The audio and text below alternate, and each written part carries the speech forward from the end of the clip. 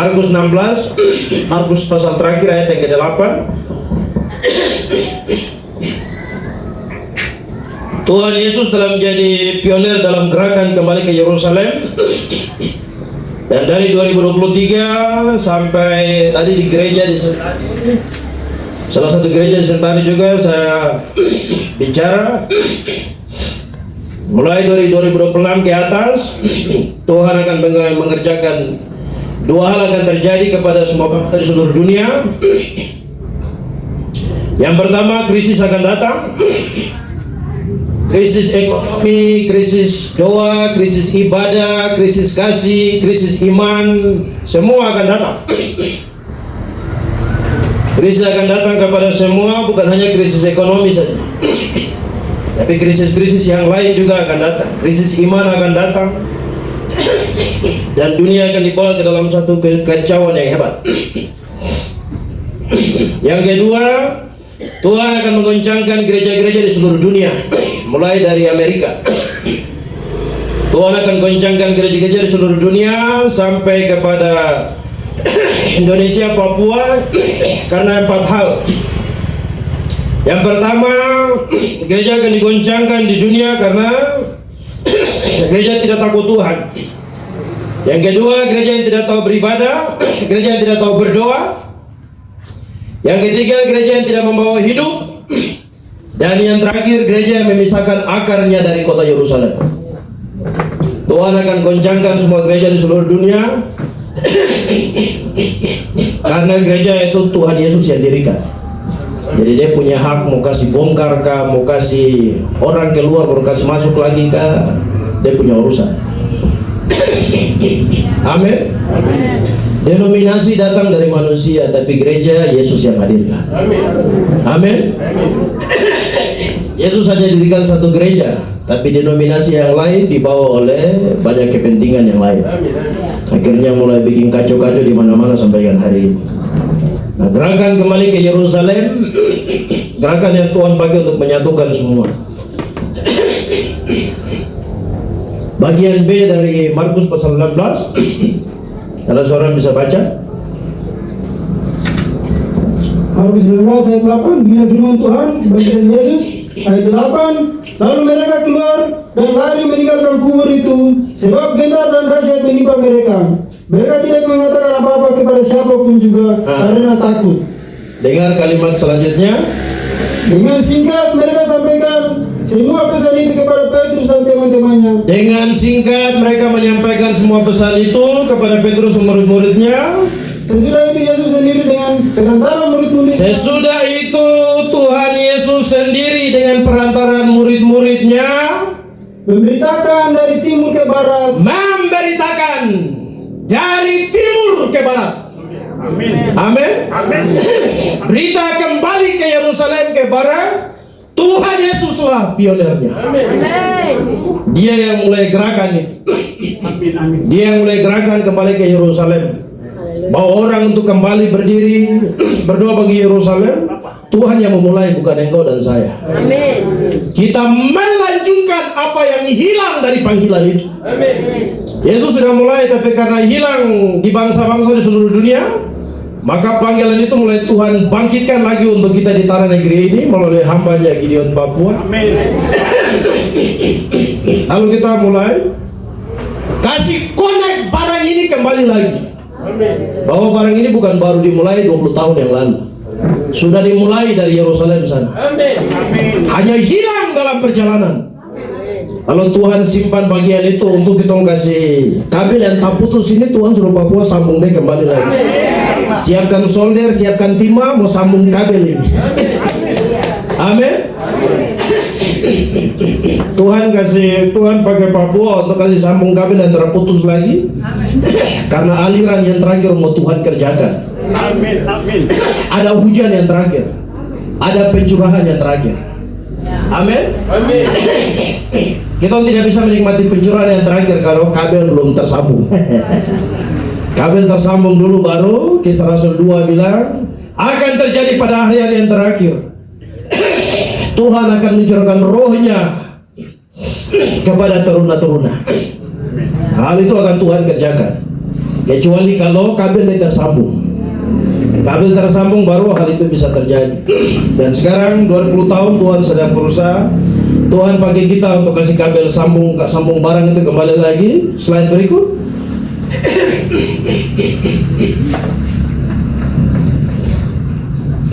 Lanjut.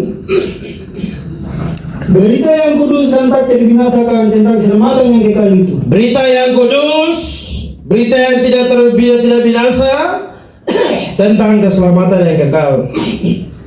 Tiga berita ini yang Tuhan pakai untuk kita bicara. Berita yang kudus hubungan dengan Israel, bangsa yang kudus yang melahirkan bayi yang kudus yang bernama Tuhan Yesus. Kalau engkau menerima bayi yang kudus dalam hidup menjadi Tuhan dan Juru Selamat, jangan lupa bayi kudus itu datang karena ada bangsa yang kudus. Amin. Berita yang kudus, berita yang tidak terbinasakan. Berita yang tidak terbinasakan itu disalib di Golgota. Inilah Yesus. Jangan engkau berhenti sampai di situ. Inilah Yesus orang Nazaret. Jangan berhenti sampai di Nazaret. Ada kalimat terakhir. Raja orang Yahudi. Amin. Karena itu satu paket. Perkataan Tuhan kepada Abraham. Aku akan memberkati orang-orang yang memberkati engkau dan mengutuk orang-orang yang mengutuk engkau, dan olehmu semua kaum di muka bumi akan mendapat berkat. Dua berita ini, dua mandat ini jalan terus. Bagian A, mandat berkat bangsa. Bagian terakhir dari Kejadian 12 ayat yang ketiga itu mandat berkat pribadi. Berkat bangsa Tuhan taruh di atas Israel, dan berkat pribadi bagi semua orang di antara segala bangsa, Tuhan Yesus Kristus menjadi Juru Selamat. Maka waktu itu ambil keputusan untuk beri bagi Israel, percaya kepada Yesus, mengerjakan amanat agung, pergi jadikanlah semua bangsa muridku. Amanat agung ini hanya bisa dikerjakan oleh orang-orang yang punya hati bangsa. Amin. Amin. Dan orang-orang yang punya hati bangsa tidak bisa membenci Israel, tidak bisa. Amin. Karena Israel itu bangsa pertama yang Tuhan hadirkan di dunia setelah kekacauan di masa yang lalu. Waktu dosa masuk dan kasih kacau manusia di Taman Eden, manusia, kejahatan manusia hebat di air bah. Karena upah dosa maut, jadi dari Taman Eden maut itu dia kasih habis semua di air bah. Lalu jalan-jalan ada peristiwa Menara Babel. Di peristiwa Menara Babel baru bangsa dengan bahasanya dikacaukan. Manusia kacau di Taman Eden. Tuhan bawa Abraham keluar untuk mengerjakan permulaan baru. Amin. Karena manusia kacau di Taman Eden. Waktu suku bangsa kacau di Menara Babel, Tuhan hadirkan Israel sebagai bangsa yang pertama, bahwa kamu bangsa-bangsa lain lagi akan sama seperti bangsa yang saya bikin ini. Maka tidak boleh benci bangsa itu, karena Tuhan bawa kita untuk satu dengan dorang. Amin. Abraham sebagai pioner dari pohon besar yang ditanam oleh Tuhan Yesus, oleh Tuhan. Abraham sebagai pioner karena dia mengerjakan permulaan baru. Maka waktu engkau percaya kepada Tuhan Yesus di sini, Galatia 3:29 bilang, karena iman kepada Yesus, engkau menjadi anak-anak Abraham.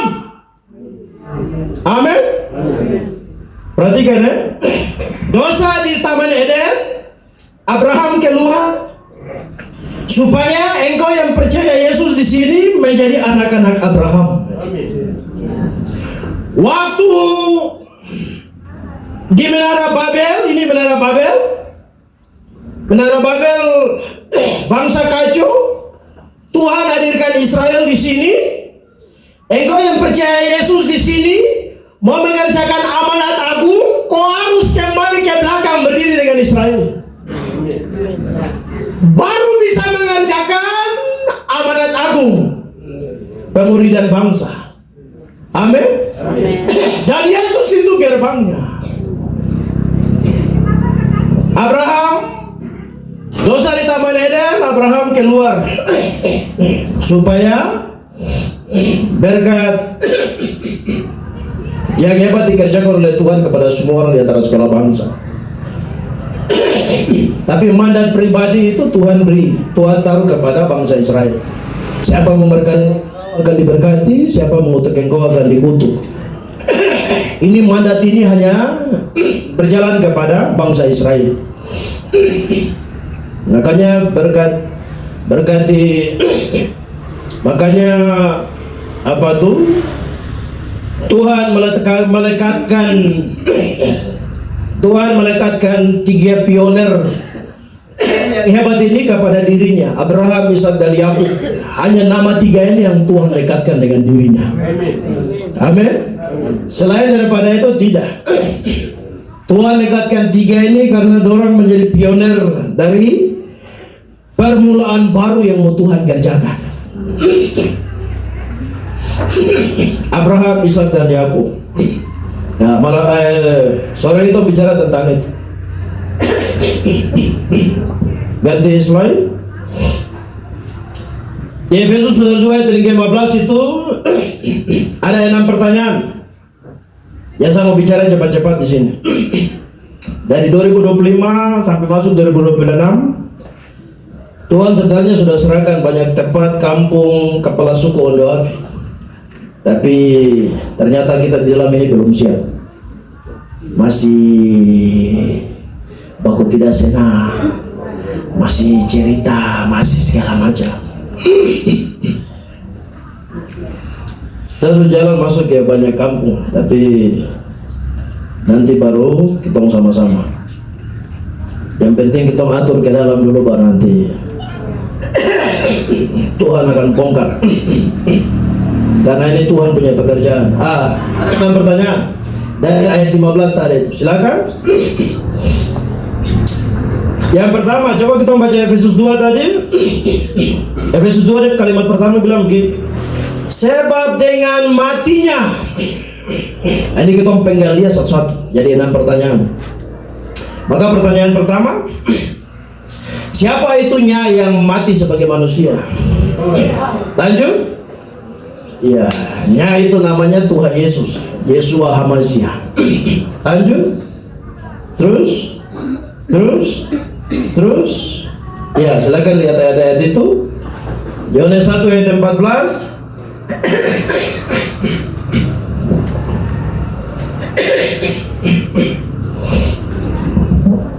Yang dikatakan oleh Rasul Paulus, sebab dengan matinya sebagai manusia itu bicara tentang Tuhan Yesus, Yeshua HaMasiah. Supaya Yohanes 1 ayat 14 itu dikerjakan oleh Tuhan kepada semua kita.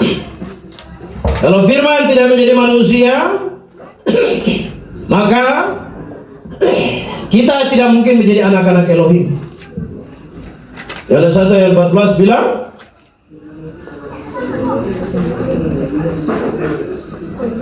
firman itu telah menjadi manusia dan diam di antara kita, dan kita telah melihat kemuliaannya, yaitu kemuliaan yang diberikan kepadanya sebagai anak tunggal Bapa, penuh kasih karunia dan kebenaran. Iya, firman itu telah menjadi manusia dan diam di antara kita, supaya di dalam kemanusiaannya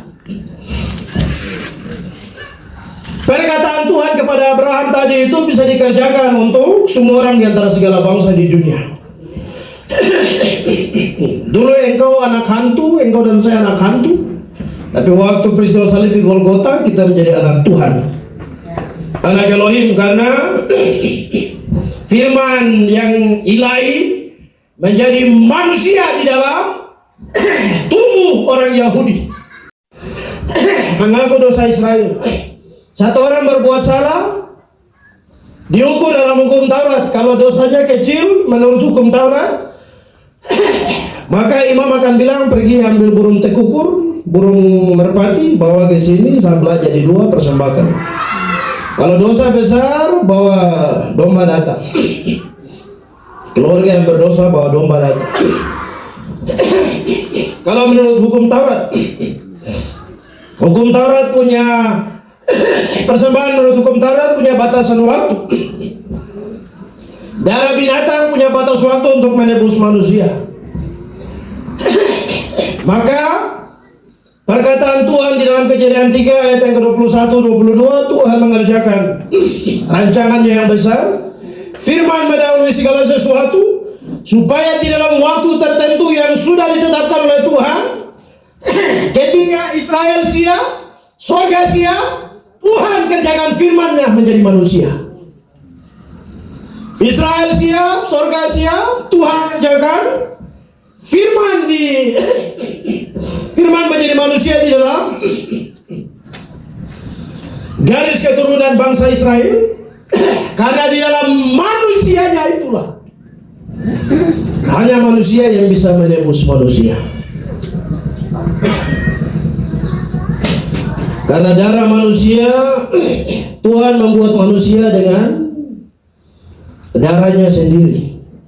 Karena Tuhan buat manusia dengan dia punya darah sendiri, maka manusia pertama disebut Adam.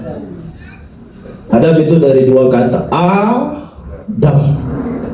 Adam itu alef atau permulaan yang pertama, dan dam itu darah.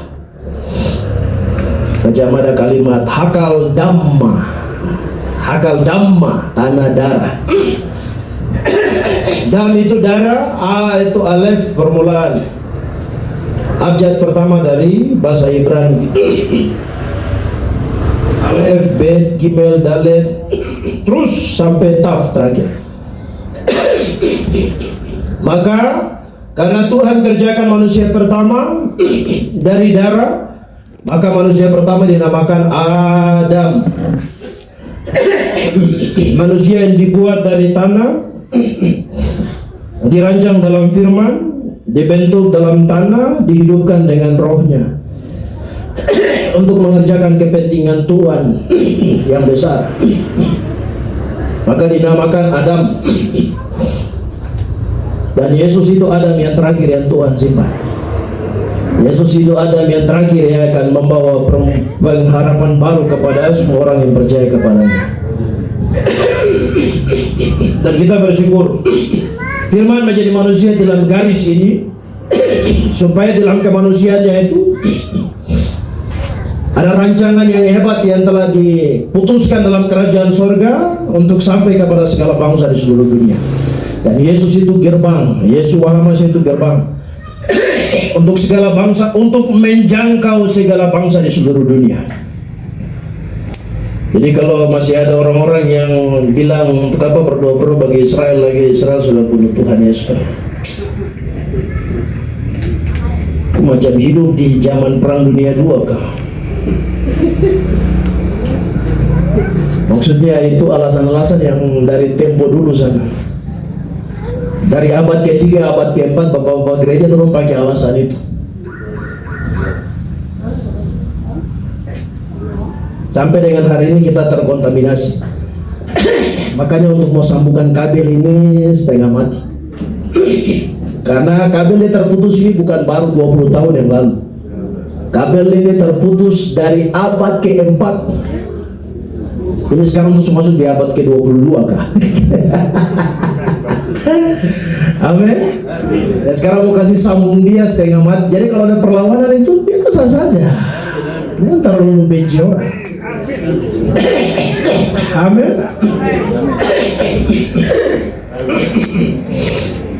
Yesus mengerjakan bagian itu supaya Roma pasal berapa? 9 ayat 5. Dari garis keturunan itu sudah. Dari garis keturunan itu Tuhan mengerjakan sesuatu yang hebat, yang penting. Abraham bangsa Israel yang Tuhan pisahkan untuk menerima kemuliaan, ibadah, hukum Taurat dan semua hal sampai mereka orang-orang yang menurunkan Yesus Mesias sebagai manusia. Amin. Amin. Nanti lihat berapa itu? 2 Yohanes 1 ayat 7 dulu. 2 Yohanes pasal 1 ayat yang ke-7. Dan kemanusiaannya ini penting. Karena bukan tubuh roh yang dipaku di salib di Golgota. Yang dipaku di salib di Golgota itu tubuh jasmania. Amin. Kalau tubuh roh maka tidak ada orang yang bisa paku di situ. Kalau tubuh roh maka Yesus tidak bisa dicambuk. Tapi karena itu tubuh jasmania maka Yesus bisa berkata, aku haus. Yesus bisa jalan di jalur Via Dolorosa mengalami kesakitan yang hebat. Dan Yesus bisa mati. Amin. Tuhan tidak bisa mati. Yang bisa mati itu manusia. Amin. Amin. Di dalam kemanusiaannya lah dia mematikan dirinya. Amin. Waktu firman mematikan dirinya, sungguh mati. Langit dan bumi, sorga, neraka semua berhenti. Gelap gulita, kilat petir. Hanya untuk menembus Israel dan menjangkau bangsa-bangsa.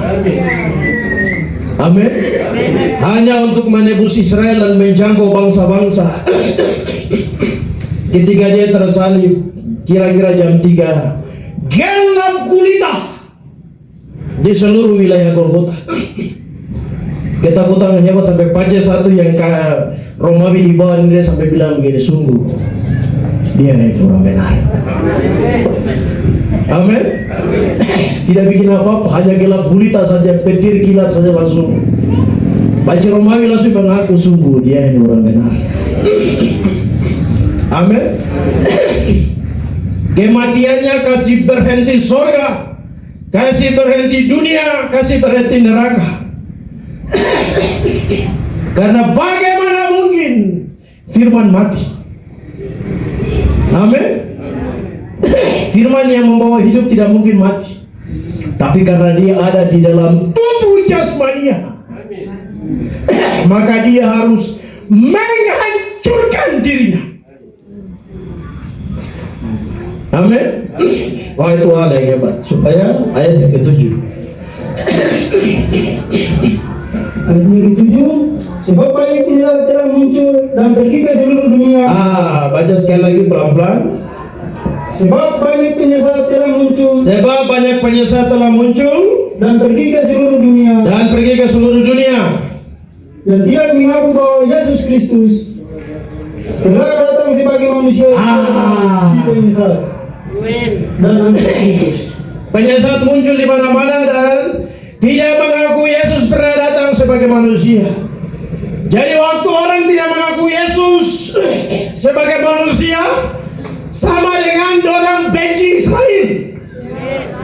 Waktu orang benci Israel, kutuk Israel, sama dengan orang tidak mengakui kemanusiaan Yesus. Amin. Dan itulah berbahayanya. Amin. Kalau kau dari agama lain tidak apa-apa, tapi kalau kau sudah dalam baru jadi orang Kristen, menikmati salib di Golgota baru, tidak mengaku Israel itu bangsa pilihan. Itu sebabnya firman Tuhan bilang penghakiman akan dimulai dari rumah Tuhan. Amin. Itu sebabnya firman Tuhan bilang penghakiman akan dimulai dari rumah Tuhan. Tuhan akan kasih bersih rumahnya, kediamannya, kandangnya. Dan kita ada di masa-masa itu. Kalau engkau mengaku firman menjadi manusia dalam Yesus, maka kalau kau tidak mau berdoa bagi Israel, jangan pikiran negatif lah tentang Israel. Kalau kau tidak mau berdoa bagi Israel, jangan marah dia. Karena dia juga tidak bikin apa-apa menghambat engkau untuk masuk ke surga. Amin. Kalau engkau tidak mau berdoa bagi Israel, jangan bikin hal-hal negatif kepada Israel. Karena dorang tidak pakai dorang punya hak untuk menghambat engkau di dalam kerajaan surga. Kalau dorang pakai dorang punya hak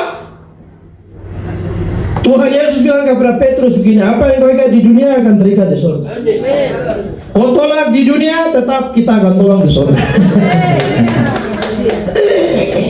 Amin. Itu hak yang tidak dipakai sampai dengan hari ini. Mengapa orang Israel tidak pakai hak itu? Karena mereka dipanggil untuk menjadi berkat bagi bangsa-bangsa. Amin. Tapi bayangkan ada satu waktu ketika bangsa Israel diserang oleh semua bangsa di seluruh dunia dan orang datang dan keroyok dia. Mungkin satu dia akan bilang, Tuhan tutup surga untuk orang-orang ini. Tidak ada yang tahu toh. Siapa yang tahu? Ketika situasi yang paling sulit, semua bangsa bahkan kekristenan pun ikut berperang. Maka kemarin orang pertemuan konferensi di Yerusalem dari International Christian Embassy Yerusalem, kedutaan besar Kristen di Yerusalem, orang konferensi untuk membangkitkan orang-orang Kristen yang berdoa bagi Israel dan memberikan kesadaran kepada kekristenan di seluruh dunia yang melawan Israel. Amin. Kemarin dalam konferensi saya ada bagi di grup kan, nanti baca-baca sendiri. Berdiri dalam kekuatan Tuhan yang besar. Orang mau datang dengan bikin mujizat akal, lumpuh berjalan ke, buta melihat ke, tuli mendengar ke, atau apapun juga. Tapi barometer adalah kalau orang percaya kepada Yesus dan mengasihi Israel, itu sudah. Tapi kalau orang percaya Yesus baru menolak Israel, sampai orang bikin mujizat bagaimanapun juga, kasih tinggal dia. Amin. Karena surga bukan masalah mujizat. Amin. Surga masalah kebenaran. Amin. Amin. Setan juga bisa bikin mujizat. Di kampung-kampung di Papua banyak yang bisa bikin mujizat juga. Iya toh? Iya, benar. Lo baca-baca di kertas atau baca-baca tete moyang, lo kasih kalimat-kalimat yang bisa bikin barang dia jadi di mana-mana.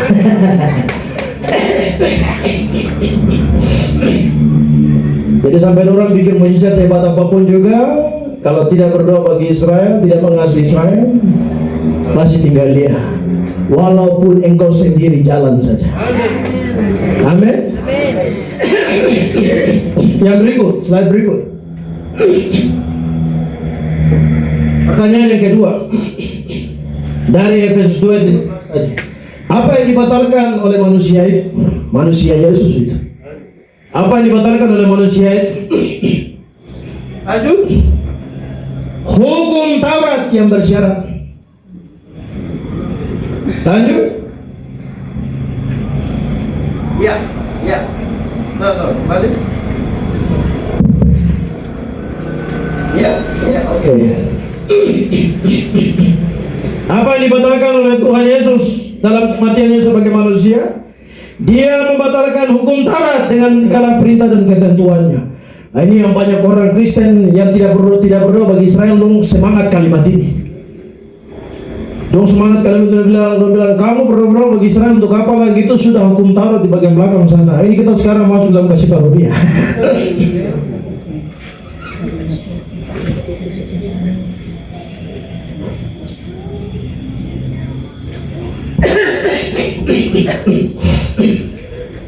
Dalam hukum Taurat itu ada dua jalur. Ada hukum Taurat yang bersyarat dan ada hukum Taurat yang tidak bersyarat. Hukum Taurat yang tidak bersyarat itu yang macam Keluaran 20:10 firman itu hukum Taurat yang tidak bersyarat. Hukum Taurat yang bersyarat itu macam di imamah. Ada korban penghapus dosa, korban penebus salah, ada korban keselamatan, ada korban apa. Artinya waktu engkau buat salah, mau menghapus dosa, engkau harus bawa binatang satu untuk datang kepada imam. Hukum Taurat yang bersyarat ini yang Tuhan Yesus kasih batal di Bukit Golgota. Tapi hukum Taurat yang tidak bersyarat, dia berjalan terus, terbungkus di dalam hukum kasih karunia. Hukum kasih karunia tidak bilang jangan membunuh. Yang bilang jangan membunuh itu hukum Taurat. Yang bilang jangan mencuri itu hukum Taurat. Dan itu masih berlaku sampai hari ini. Amin. Itu hukum Taurat yang tidak bersyarat. Di dalam hukum Taurat itu ada 613 perintah. Perintah yang pertama, Kejadian 1 ayat 28, beranak cuculah dan bertambah banyaklah. Itu perintah yang pertama. Lalu ada, itu yang pertama, terus ada 612 perintah yang lain lagi. Dan semua ada di dalam 5 kitab. Kejadian, Keluaran, Imamat, Bilangan, Ulangan. Jadi kalau orang bilang perjanjian lama itu hukum Taurat itu ada Kejadian, Keluaran, Imamat, Bilangan, Ulangan. Di dalam 5 kitab ini ada 613 mitzvot. Dalam bahasa Ibrani, dalam bahasa Indonesia itu perintah. Jadi yang di Keluaran pasal 20 itu bukan 10 perintah, itu 10 firman. 10 firman yang Tuhan bicara. Karena perintah itu ada 613. Dan salah satunya tadi saya bicara itu.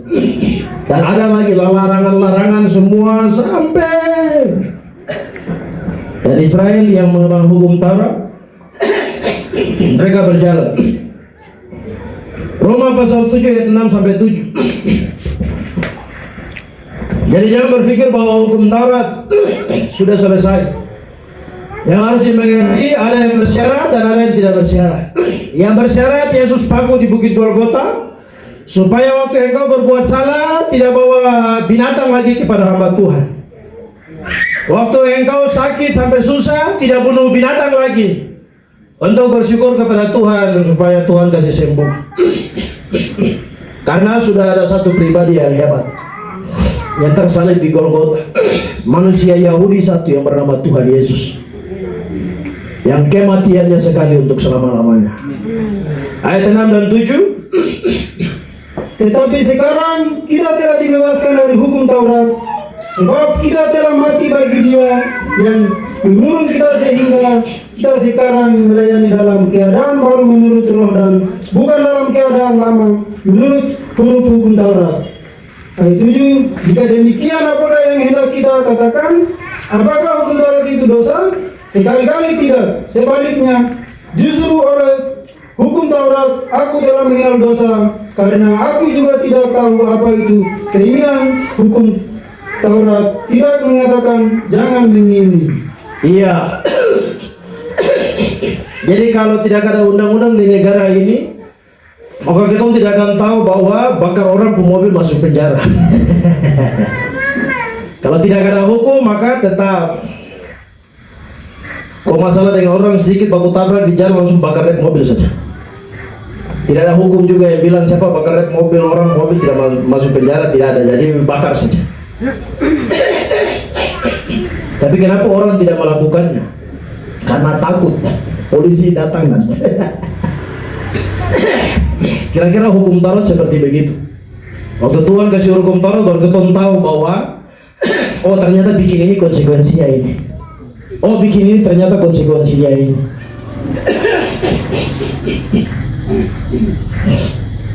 Tapi sebenarnya yang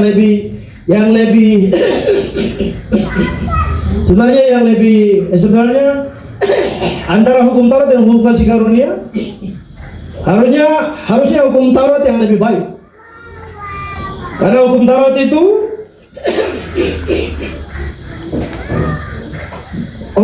itu kau rancang, terus kau lakukan dia, orang lihat, baru kau dihukum. Dihukum, kau lempar pakai batu kah atau apa kah. Tapi kalau hukum kasih karunia itu jangankan kau pukul orang, kau baru pikir untuk pukul saja kau sudah berdosa. Nah, itu sedikit bedanya antara hukum Taurat dengan hukum kasih karunia. Kalau hukum Taurat, hukum kasih karunia, engkau berpikir saja untuk mengingini saja engkau sudah berdosa. Tapi kalau hukum Taurat, berpikir tidak berdosa, tapi waktu dikerjakan dalam tindakan baru engkau berdosa. Jadi sebenarnya hukum kasih karunia yang berat. Tapi mengapa menjadi hebat dan luar biasa? Karena hukum kasih karunia itu dibungkus dengan satu darah yang mahal melalui salib di Golgota. Amin. Darah itu yang membuat sampai engkau berpikir juga kemurahan Tuhan terlalu hebat. Engkau merancang yang buruk dalam hati juga kemurahan Tuhan selalu terbuka. Tidak ada satu manusia yang terlepas dari dosa. Amin. Roma pasal 7 ayat yang ke-24. Aku manusia celaka, siapa yang akan melepaskan aku dari tubuh maut ini? Syukur kepada Elohim oleh Yesus Kristus Tuhan kita. Syukur kepada Tuhan, karena di dalam Tuhan Yesus Kristus kita tidak lagi ada di bawah hukum Taurat yang bersyarat, tapi kita ada di bawah hukum Taurat yang dibungkus dengan kasih karunia Tuhan.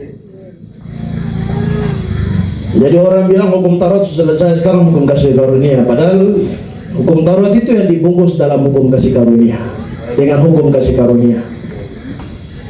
Amin. Maka kita akan menikmati yang hebat dan luar biasa. Lanjut. Berarti pasal 10 nanti lihat saya di rumah. Pertanyaan ketiga.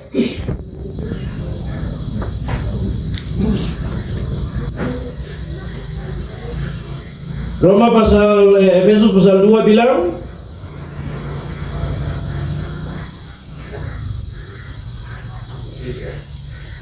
Efesus pasal 2 bilang sebab dengan matinya sebagai manusia yang membatalkan hukum Taurat dengan segala perintah dan ketentuannya untuk menciptakan keduanya.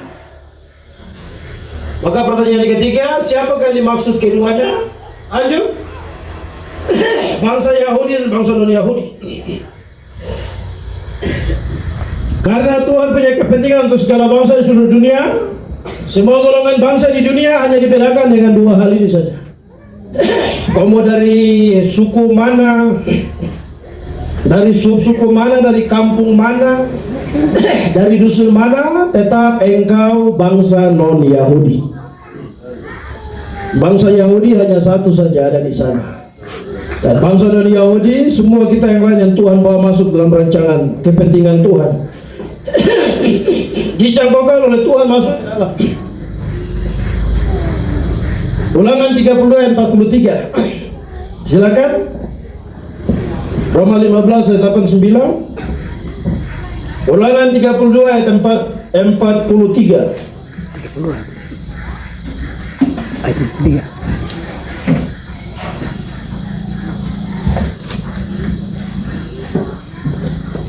Bersorak-soraklah hai bangsa-bangsa karena umatnya, sebab yang membalaskan darah hambanya, yang membalas dendam kepada lawannya, dan mengadakan pendamaian bagi tanah umatnya. Iya.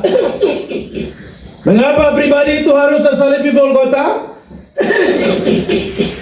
Supaya bangsa-bangsa lain lagi bisa bersorak-sorai dan bersukacita. Karena apa yang dikerjakan oleh Tuhan di tanah miliknya Israel. Tuhan kerjakan kematiannya, penebusannya di tanah Israel. Tapi sukacitanya sampai kepada bangsa-bangsa di seluruh dunia. Yang besok dirayakan dalam perayaan Paskah bulan April itu. Banyak orang bersukacita karena menikmati peristiwa yang hebat. Tuhan telah membayar semua orang di antara segala bangsa melalui darahnya yang tersalib di Golgota. Tapi banyak orang tidak mau bersukacita dalam keputusan iman untuk giat bagi Sion, setia bagi Yerusalem. Padahal firman Tuhan bilang, kalimat pertama tadi bagaimana? Bersorak-soraklah hai bangsa-bangsa karena umatnya.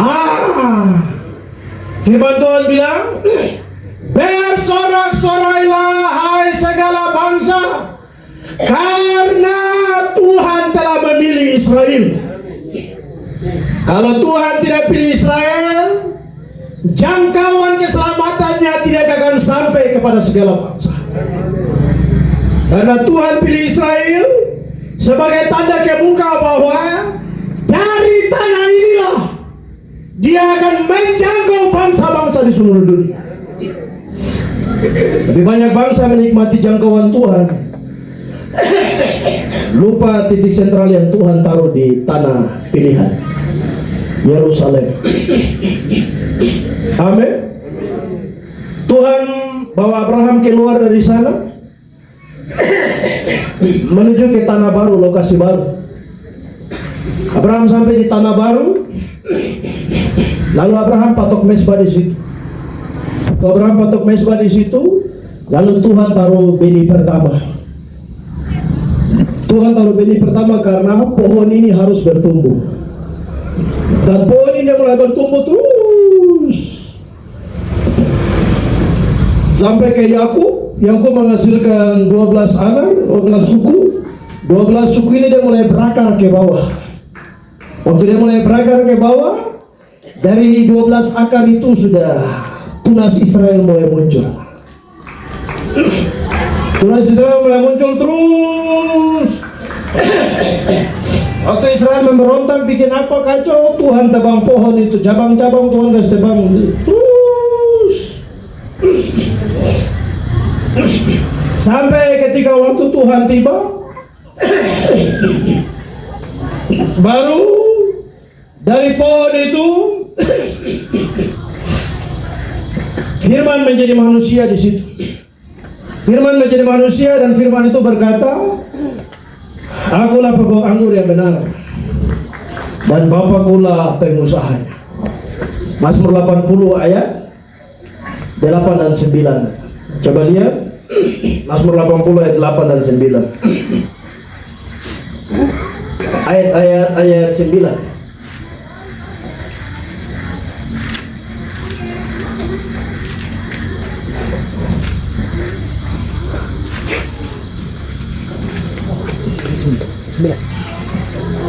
Telah ku ambil pohon anggur dari Mesir. Telah kau ambil pohon anggur dari Mesir. Telah kau ambil pohon anggur dari Mesir. Telah kau halau bangsa-bangsa. Telah kau halau bangsa-bangsa. Lalu kau tanam pohon itu. Lalu engkau menanam pohon itu. Kenapa pohon itu harus ditanam? Karena buahnya harus dinikmati oleh segala bangsa. Amin. Maka waktu Yesus datang, Firman jadi manusia, Yesus bilang, "Akulah pokok anggur." Pohon yang tidak ada pokok, dia tetap satu batang saja. Tapi kalau ada pokok, maka akan ada cabang-cabang kemana-mana. Karena pokok itu pusat, dia kasih keluar cabang kemana-mana. Dan Yesus berkata, "Akulah pokok." Karena dari dia sudah berkat akan mengalir, perkataan Tuhan kepada Abraham. Kalimat yang terakhir dari ayat 3 Kejadian 12. "Olehmu semua kaum di muka bumi akan mendapat berkat." Amin. Maka pokok ini, dari pokok ini baru ranting-ranting mulai keluar kepada semua bangsa di seluruh dunia. Pokok ini harus diselesaikan, ditebang dulu supaya dia menghasilkan ranting-ranting yang lebat lagi. Kalau pokok ini tidak dibunuh, maka dia hanya tetap ranting-ranting Israel saja. Supaya ada ranting-ranting dari bangsa lain lagi yang masuk, maka pokok ini harus ditebang dulu. Harus ditebang supaya dia menghasilkan ranting-ranting yang lebih banyak lagi. Begitu toh ibu-ibu yang bisa kerja-kerja kebun ini.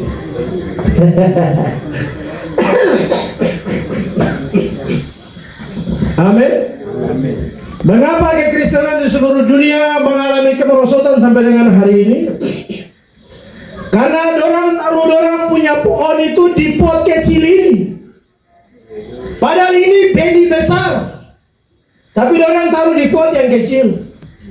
Tumbuhannya selalu menyesuaikan diri dengan dia punya wadah. Benar toh? Bagaimana bapak dorang biasa gali-gali tanah ya bapak dorang. Tumbuhannya selalu menyesuaikan dengan wadah yang kita pakai. Kalau engkau taruh wadah kecil baru benih besar, dia akan tetap kecil begitu. Tapi coba kalau engkau kasih pindah dia di tanah luas, sungguh mati, benih yang kecil akan naik lebat tinggi besar. Dan ini waktu-waktu di mana Tuhan akan menggoncangkan gereja-gereja di seluruh dunia. Jadi Dari pot kecil orang harus kasih pindah ke lahan yang sudah Tuhan sediakan, dan lahannya bernama Yerusalem. Lahannya ada di sana. Tuhan sediakan lahan di sana supaya engkau punya pohon itu ditaruh di lahan itu, nanti Tuhan bertanggung jawab. Ayat yang ke-10 bagian pertama bilang, Mazmur 80, Engkau telah menyediakan tempat bagi dia. Engkau telah menyediakan tempat bagi dia. Tuhan sediakan tempat bagi Israel di situ. Bangsa-bangsa lain tidak bisa bikin tempat yang lain lagi, tidak bisa. Bangsa-bangsa lain harus terkonek masuk ke dalam tempat yang Tuhan sediakan. Supaya kalimat selanjutnya bilang, Maka berakarlah ia di dalam supaya engkau berakar dan dalam-dalam dan memenuhi negeri. sekali lagi kalimat terakhir itu, Maka berakarlah ia dalam-dalam dan memenuhi negeri. maka berakarlah dia dalam-dalam dan memenuhi negeri. Amin. Jadi kalau tidak berakar dalam-dalam, kalau akar kacau balau, kau tidak akan penuhi negeri ini. Amin. Jadi masing-masing mesbah pulang, atur mesbah baik-baik. Kalau mesbah kacau, jangan harap untuk penuhi negeri ini. Tidak bisa. Israel Tuhan taruh, dia penuhi muka bumi dengan berkat yang hebat. Dari yang jasmani ke rohani ke semua dia babat habis. Amin. Karena ada orang taat. Itu sebabnya sampai dengan hari ini mau ketemu satu negara di dunia ini yang berhenti satu hari penuh tanpa ada aktivitas, hanya Israel saja. Amin. Semua negara di dunia dari Senin sampai Senin beraktivitas. Hanya satu negara yang bernama Israel yang dari Jumat petang sampai Sabtu petang berhenti. Amin. Engkau mau lihat satu negara berhenti satu hari, pergi ke Israel. Baru nanti engkau lihat. Semua bangsa yang lain di dunia, kota sana berhenti, kota ini masih disco. Kampung sana sudah berhenti, kampung ini masih. Semua masih baku tabrak rame di suku-suku, kampung-kampung, bangsa-bangsa di dunia. Tapi kalau Israel dari ujung sampai ujung, Jumat, Sabtu berhenti. Kau tidak akan lihat orang babat-babat rumput. Kau tidak akan lihat orang gas-gas motor. Itu bisa-bisa peluru tiba di belakang. Demi firman lo bisa bikin apa saja. Amin. Semua negara dengan dia punya aturan masing-masing. Kau ke Indonesia dengan dia punya aturan yang kacau balau. Kau ke Singapura dengan dia punya kekacauan. Kau pergi ke mana saja dengan kekacauannya masing-masing. Tapi kalau kau pergi ke Israel, tertib dengan firman. Amin. Belum ada bangsa negara di dunia yang berani berhenti satu hari penuh. Kenapa? Karena orang tidak mau rugi dengan dong punya usaha. Dong tidak mau rugi dengan dong punya investasi. Dong tidak mau rugi dengan dong punya semua hal. Tapi orang Yahudi berhenti satu hari penuh, usaha tutup. Mau basi kah, busuk kah, tutup. Yang hebatnya adalah dorang semua kaya sampai hari ini. Amin. Itu yang Amsal bilang, bukan karena kau berusaha, berkat Tuhan lah yang menjadikan kaya. Amin. Tapi kita ini mau tutup setengah jam saja, dia langsung pikir-pikir untung rugi. Kurs naik turun ini nanti tambah kurang bagi. Kalau tambah kurang bagi langsung Tuhan tutup sumber.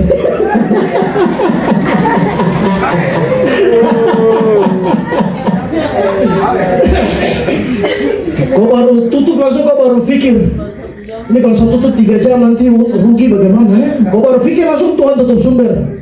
Selesai, jangan kau pikir lagi, kau suruh rugi itu. Amin.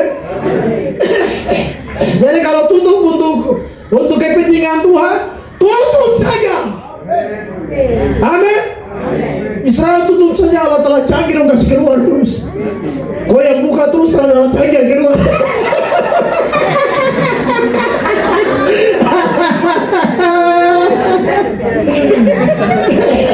Amin.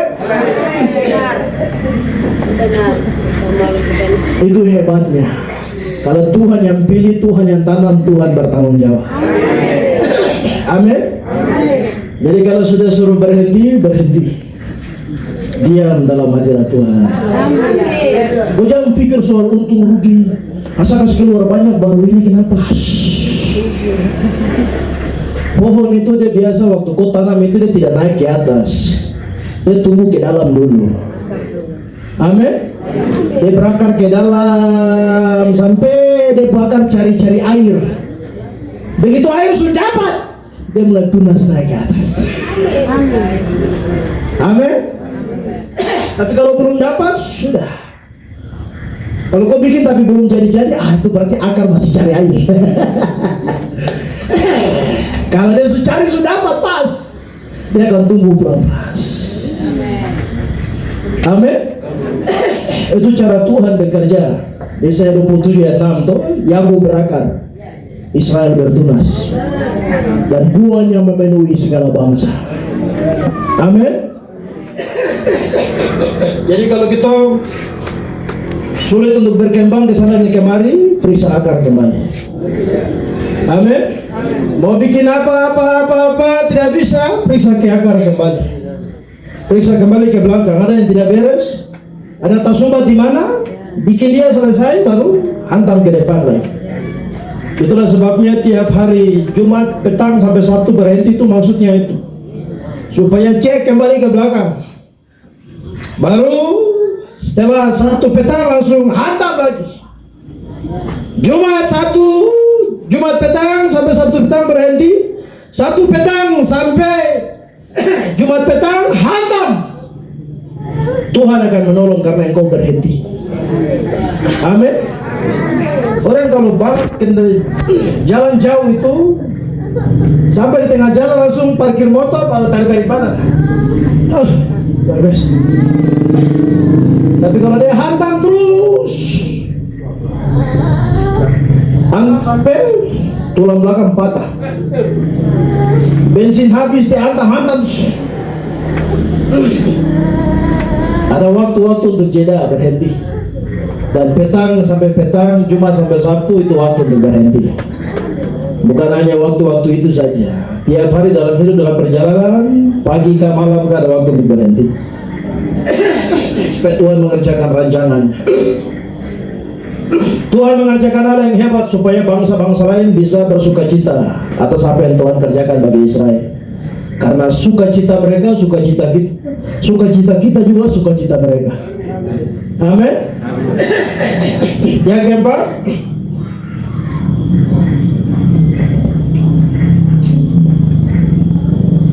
menjadi satu manusia baru. Ada dua manusia baru. Manusia baru yang pertama cirinya, kau percaya kepada Tuhan Yesus, Yeshua HaMashiach. Karena kisah Rasul 4 ayat 12-13 bilang, di bawah kolong langit ini tidak ada nama lain olehnya kita diselamatkan. 1 Korintus 3, Efesus kan? Efesus 4, tidak ada dasar lain lagi yang diletakkan kecuali dasar Yesus, Yeshua HaMashiach itu sudah satu-satunya dasar. Yang berikut, ciri manusia baru itu, yang berikut itu, kau menggabungkan diri dalam perjanjian kekal.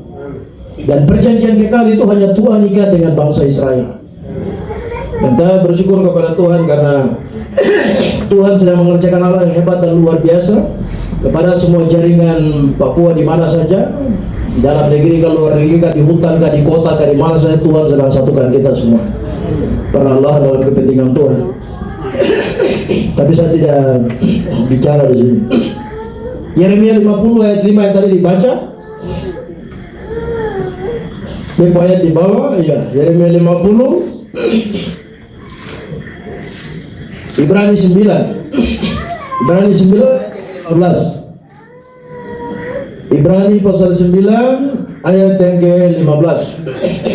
Yeremia 50 tadi, marilah kita menggabungkan diri kepada Tuhan, bergabung dalam satu perjanjian kekal yang tidak dapat dilupakan. Setelah salib di Golgota, untuk hati terima Yesus, ambil keputusan lagi untuk naik ke tahapan yang berikut, menjadi pekerja bangsa, untuk kerjakan keselamatan bangsa. Ayat 15, Ibrani 9.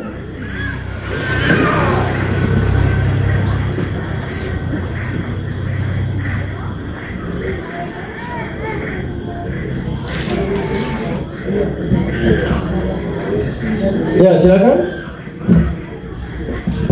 Karena itu, ia adalah pengantara dari suatu perjanjian yang baru, supaya mereka yang telah terpanggil dapat menerima bagian kekal yang dijanjikan, sebab ia telah mati untuk menebus pelanggaran-pelanggaran yang telah dilakukan selama perjanjian yang pertama.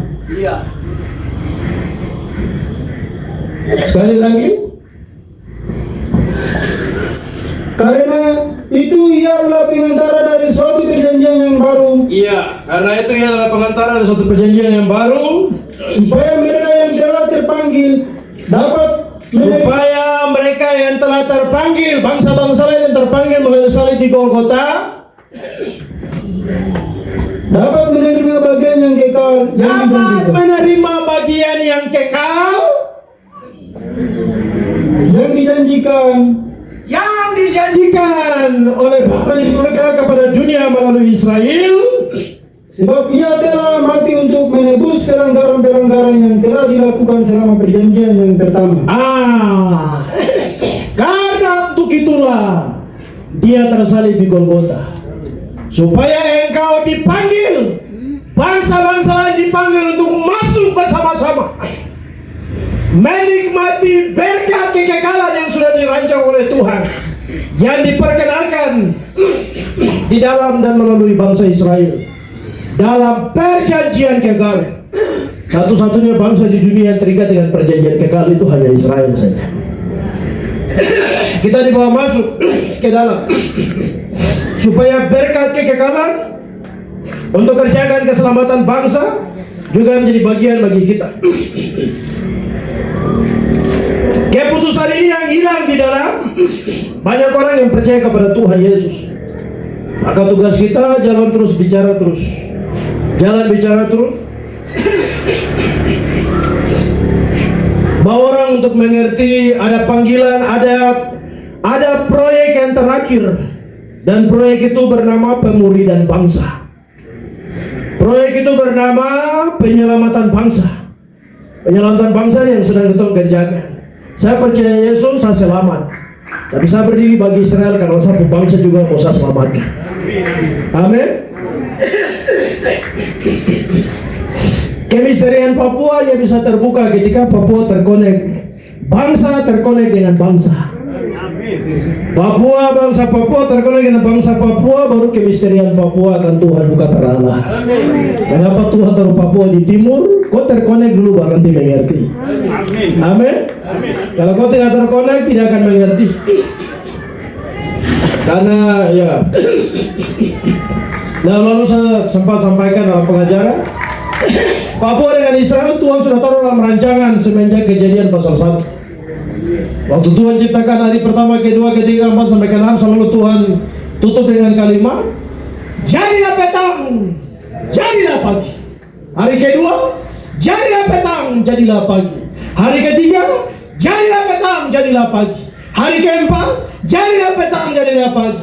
Hari kelima, hari keenam, jadilah petang, jadilah pagi. Hari ketujuh Tuhan memberkati hari itu. Amin. Hari ketujuh Tuhan tidak bilang jadilah petang, jadilah pagi, karena itu tidak akan ada siang dan malam. Itu masa di mana kita bersuka cita dalam 1000 tahun damai. Amin. Jadi selama masih ada pagi dan petang, kau mau menangis di situ. Kau mau susah apa segala macam semua di situ. Tapi kalau sampai di hari yang ketujuh, jangan coba-coba. Begitu kau menangis masuk dalam menuju ke pintu gerbang surga, langsung surga bilang begini, ya yang menangis langsung ke sebelah saja, langsung ke kerajaan sebelah. Ini bukan tempat orang menangis. Karena masa untuk menangis itu ada di dunia. Di surga tidak ada tangisan lagi. Di surga hanya ada sukacita selama 1000 tahun damai, kekekalan. Amin. Jadi kalau kau menangis tiba-tiba ada di depan pintu gerbang surga, langsung malaikat bilang begitu. Yang menangis langsung ke kerajaan sebelah. Itu kumpulan orang menangis ada di sana. Karena itu menangis tanpa henti siang dan malam, kekal di sana. Tapi kalau di kerajaan Tuhan itu sukacita terus siang malam. Amin. Tuhan kerjakan Ibrani 9. Ini ciri manusia baru. Percaya Yesus, kau beri bagi Israel. Kalau kau tidak beri bagi Israel, susah. Tuhan tidak akan pakai untuk selamatkan bangsa. Makanya mengapa kita punya pejuang-pejuang Papua, urus Papua dari tahun 60-an sampai dengan hari ini tidak bisa.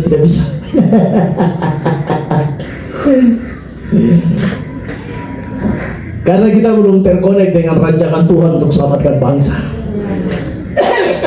Waktu kita mulai terkonek baru udah mulai mengerti. Amin. 1 Desember saya bicara di sini. Di tanah ini Tuhan perlu pasukan Musa dan pasukan Yosua. Pasukan Yosua ada di sana. Pasukan Musa yang tiap pagi dan petang angkat tangan memberkati Israel. Pasukan Musa punya tugas angkat tangan memberkati Israel.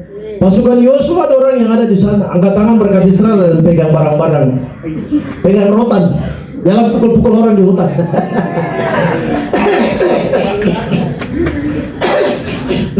Dan petugas jalan pegang obor, jalan pegang kayu bakar, siapa yang melam-melam dapat pukul di situ. Tapi kalau pasukan Musa punya tugas, angkat tangan memberkati Israel siang dan malam terus. Keluaran 17 ayat 11 bilang, ketika Musa angkat tangan lebih kuatlah Yosua dengan pasukan di bawah. Tapi ketika Musa turunkan tangan, lebih kuatlah Amalek dengan pasukannya yang ada di bawah. Semakin Musa angkat tangan, semakin kuat Yosua dengan pasukan Israel. Amin. Semakin engkau angkat tangan memberkati Israel, Papua semakin kuat di tanah dan negeri ini. Orang mau datang dengan PSNK, MBGK, MMMK, apa-apa semua. Kau punya tugas tetap angkat tangan terus. Amin. Angkat tangan terus karena orang datang karena Papua bermasalah. Waktu Papua selesaikan masalah dengan Tuhan, Tuhan akan kasih kepada orang yang tepat. Amin. Orang datang karena ada masalah. Masalah yang pertama, patung masih berdiri di Mansinam.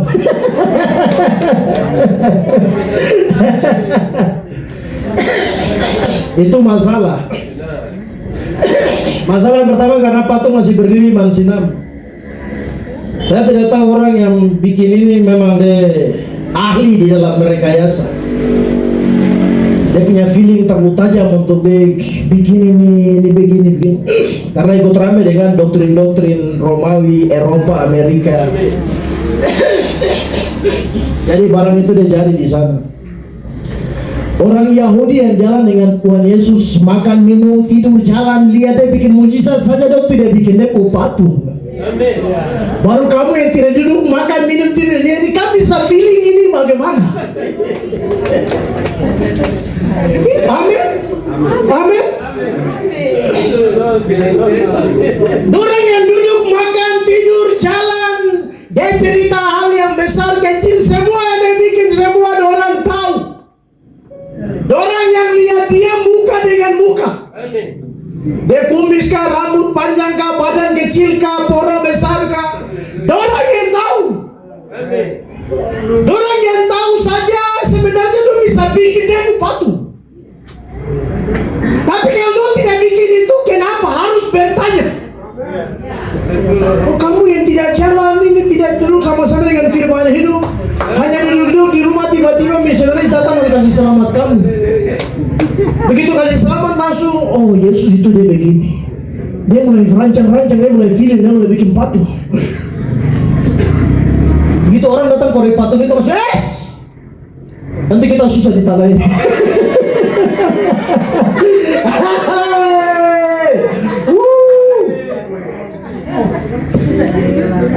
Yang tersalib di Golgota itu bukan patung, manusia Yahudi. Amin. Manusia Yahudi tersalib supaya patung diturunkan. Manusia Yahudi tersalib supaya patung-patung yang mati itu diruntuhkan. Tidak ada lagi ilah siapa lagi, hanya Yesua masih ada Elohim di sana. Satu-satunya di atas segala-galanya. Amin. Tapi kita orang Papua ini karena sudah ikut rame jadi akhirnya berdosa. Karena berdosa jadi Tuhan kirim orang fasik datang masuk. Nah, sekarang kita bangun mesbah supaya Papua diperbaiki. Papua diperbaiki. Kita perbaiki kita dengan Tuhan dulu. Baru nanti Tuhan akan usir orang perlahan-lahan. Tuhan sudah bikin itu untuk Israel. Amin. Selama ribuan tahun orang keluar ke bangsa-bangsa. Tapi ketika mereka mulai cari Tuhan, waktu Tuhan kehilangan Tuhan, tiba Tuhan mulai kasih kembali orang pulang dalam waktunya. Mari kita lihat yang kelima.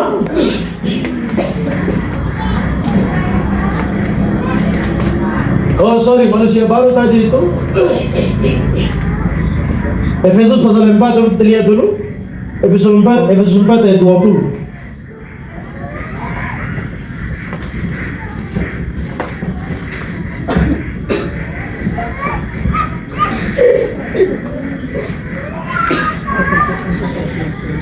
Beginilah firman Tuhan, tetapi kamu bukan demikian. Kamu telah belajar mengenal Kristus. 21. Karena kamu telah mendengar tentang Dia dan menerima pengajaran di dalam Dia menurut kebenaran yang nyata dalam Yesus. 23. Supaya kamu dibaharui di dalam roh dan pikiranmu. 24. Dan mengenakan manusia baru yang telah diciptakan menurut kehendak Elohim di dalam kebenaran dan kekudusan yang sesungguhnya. 28. 27. Dan janganlah beri kesempatan kepada iblis. Manusia baru itu jangan beri kesempatan kepada setan. Jangan beri kesempatan kepada setan tuh ada 28. Ayat 28 bilang, Orang yang mencuri, janganlah ia mencuri lagi. waktu engkau mencuri, engkau berikan kesempatan kepada setan. Mencuri kemuliaan Tuhan, mencuri hadirat Tuhan, mencuri hal yang lain. Lalu, Tetapi baiklah ia bekerja keras dan melakukan pekerjaan yang baik dengan tangannya sendiri, supaya ia dapat membagikan sesuatu kepada orang yang berkekurangan. nah itu baca terus sampai 31. Segala kepahitan,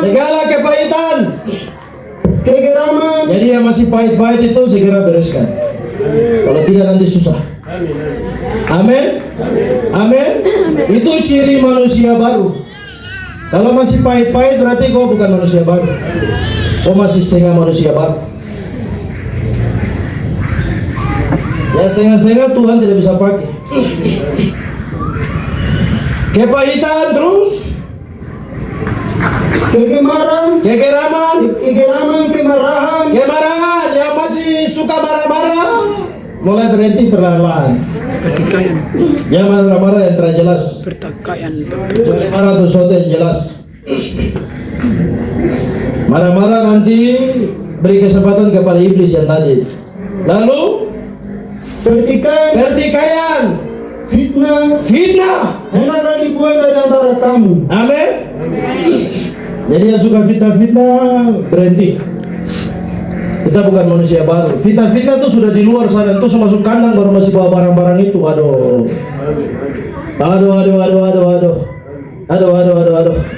Oh kiri kanan juga. Jangan fitnah.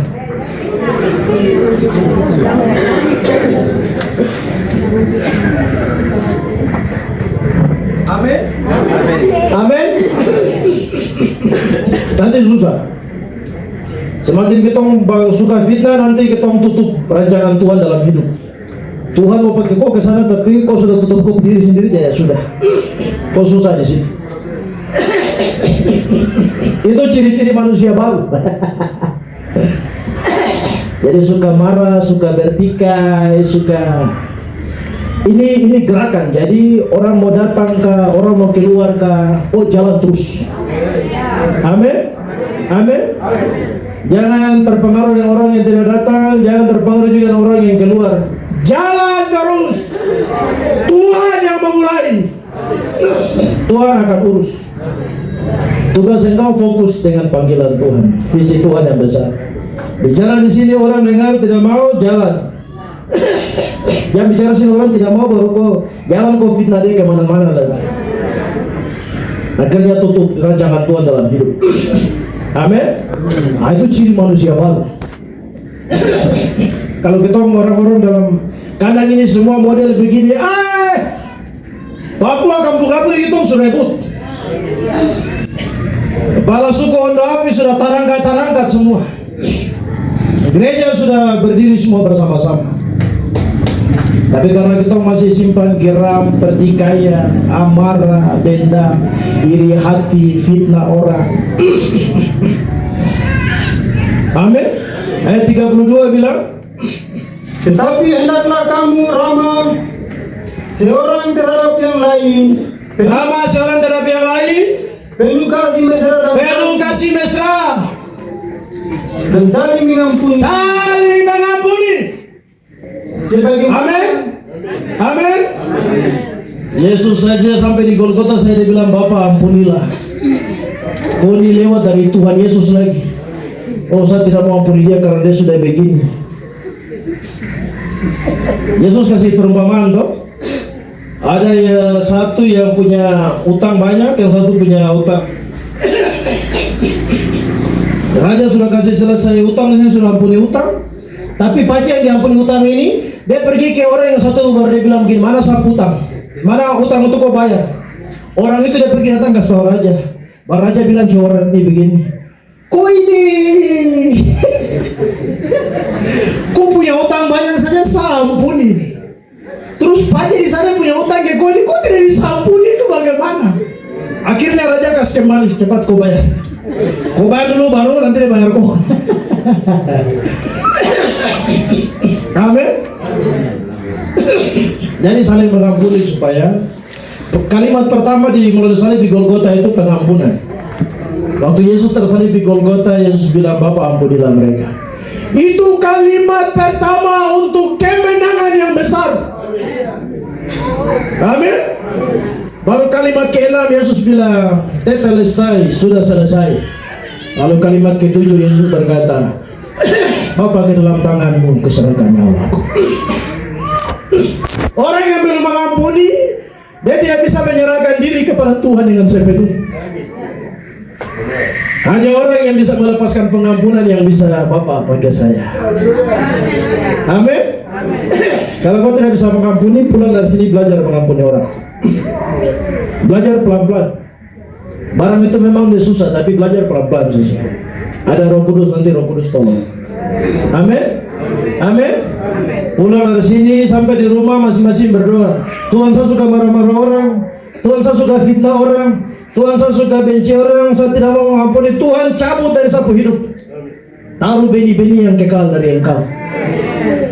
Supaya banyak kawanan domba-domba lain yang bukan dari kandang ini lagi bisa masuk ke dalam. Amin. Masing-masing pulang. Yang kelima, apa tugas manusia baru?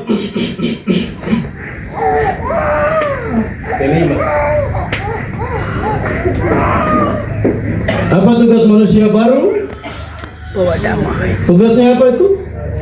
Bawa damai. Sekali lagi, tugasnya apa? Tugasnya apa? Bawa damai. Tugasnya apa? Bawa damai. Bawa damai, bukan bawa pertikaian. Bukan bawa marah-marah, bukan bawa benci-benci, bawa damai. Amin. Bawa damai kepada semua orang. Karena Tuhan siapkan kita untuk mengerjakan bagian ini. Di kampung-kampung ini masih banyak kutuk-kutuk. karena perang suku antara suku satu dan suku satu. Kita ini pasukan perdamaian dari Tuhan. Amin. Di dunia ada pasukan perdamaian di PBB. Tapi dalam rancangan Tuhan yang besar bagi segala bangsa, Tuhan simpan pasukan perdamaian yang terakhir di Papua untuk sesuatu yang besar. Tapi kalau kita sendiri belum bawa damai, itu tidak bisa bawa damai. Orang yang bawa damai itu orang yang sudah berdamai dengan masa lalu, orang yang sudah berdamai dengan hidup, orang yang sudah berdamai dengan sesama, orang yang sudah berdamai dengan Tuhan. Baru Tuhan akan pakai untuk sesuatu yang besar. Amin. Yang terakhir, lanjut.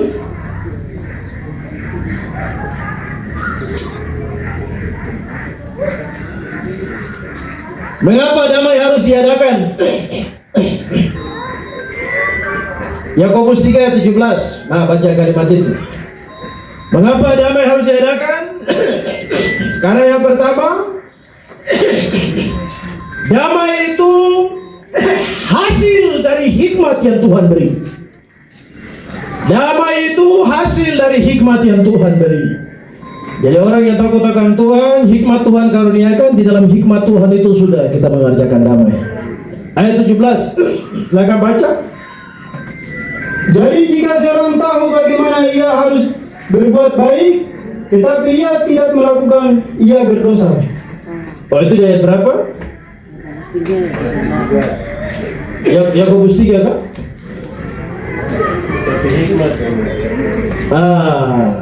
Yakobus 3 ayat 17. Tetapi hikmat yang dari atas adalah pertama-tama murni, Tetapi hikmat yang dari atas pertama-tama murni, selanjutnya pendamai, peramah, penurut penuh belas kasihan, dan buah-buah yang baik, dan buah roh yang baik, tidak memihak dan tidak munafik. Amin. Jalan lurus-lurus saja untuk kerancangan Tuhan, visi yang besar. Kembali ke karya Yahudi, berjalan terus. Itu orang yang suka bawa damai. Mengapa damai dikerjakan? Karena damai itu hasil dari hikmat yang Tuhan karuniakan. Damai tidak bisa dikerjakan di atas kertas.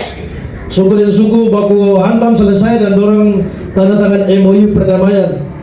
Negara datang, pemerintah kasih miliar ke sebelah, 1 miliar ke sebelah, babi dipotong, panah dipatah. Omong kosong. Itu hanya kubur. Itu hanya kubur kutuk. Nanti dia akan tabungkar di angkatan yang berikut lagi. Tapi yang dikerjakan oleh Tuhan oleh salib di Golgota, dia kasih selesai sampai ke akar-akar. Amin.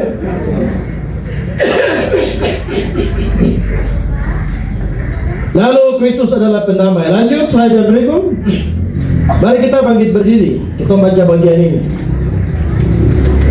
Di 2 slide terakhir.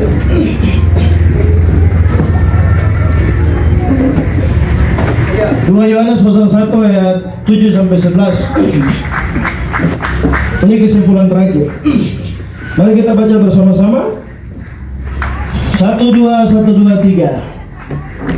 Jasmanian Yesus sebagai manusia Yahudi harus diakui, dan keilahiannya sebagai Tuhan harus diimani. Yang jasmani harus diakui, yang imani, yang ilahi harus diimani. Slide berikut. 1, 2, 3. Sebab tanpa kemanusiaannya sebagai orang Yahudi, hukum Taurat yang bersyarat tidak mungkin dibatalkan. Dan tanpa keilahiannya sebagai Tuhan, tidak mungkin ada manusia baru. Amin. Slide yang terakhir. 1, 2, 3.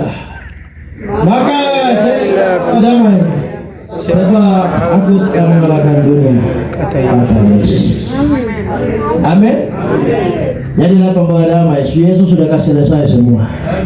Jangkau kasih kembali apa yang sudah Yesus selesaikan. Nanti berbahaya. Mari kita berdoa.